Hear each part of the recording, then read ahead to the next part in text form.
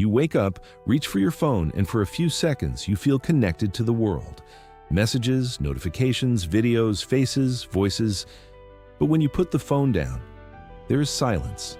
Not peaceful silence, the kind that feels heavy. Because in a world where everyone is connected, somehow more people feel alone than ever before. And nobody is really talking about it. Let me tell you about someone. His name is Arif. He is not special, not broken, not different, just normal. He goes through his days like most people do: work, study, responsibilities, routines. From the outside, his life looks fine. He smiles when he needs to, talks when he has to, keeps going like everyone else.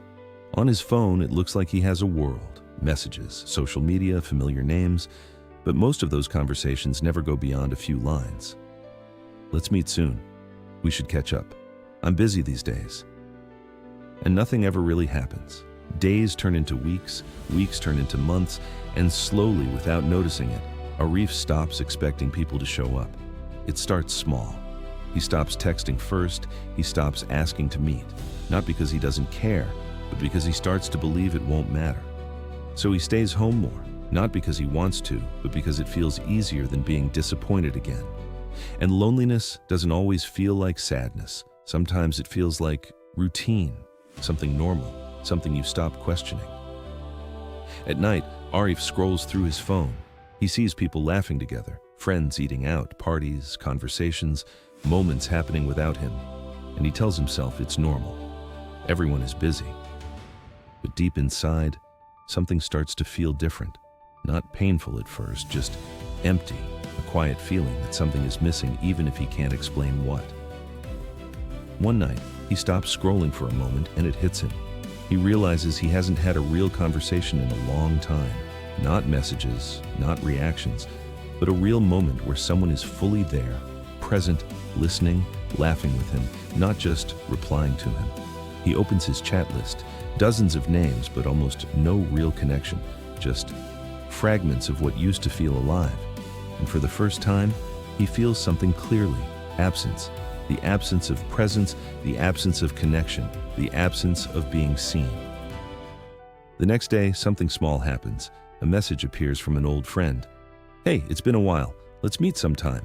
Arif looks at it for a moment. His first thought is not excitement, it is doubt. What's the point? What if it doesn't happen again? But this time, something inside him pauses that thought. He takes a breath and instead of waiting, instead of overthinking, he replies, "Yes, let's meet." No delay, no excuses, no escape, just a simple decision. That weekend, he shows up. At first, everything feels slightly unfamiliar, a little awkward, a little quiet. But then something changes. A laugh slips out, then another. Then conversation starts to flow again. Not forced, not digital, real. And it feels different from anything on a screen. Because no message, no call, no notification can replace sitting in front of someone who is actually there. Slowly, something inside him starts to come back. Not happiness all at once, but presence, connection, life outside the screen. He starts doing something simple after that day. He stops waiting. He starts reaching out. One message, one meeting, one moment at a time. Not because it feels easy, but because staying silent felt worse. And here's the truth nobody says out loud. We are not lonely because we are unlovable. We are lonely because we assume we don't matter enough to reach out first. We wait, and while we wait, life keeps moving without us. But connection was never meant to be passive. It was always something we create. One message, one effort, one moment of courage.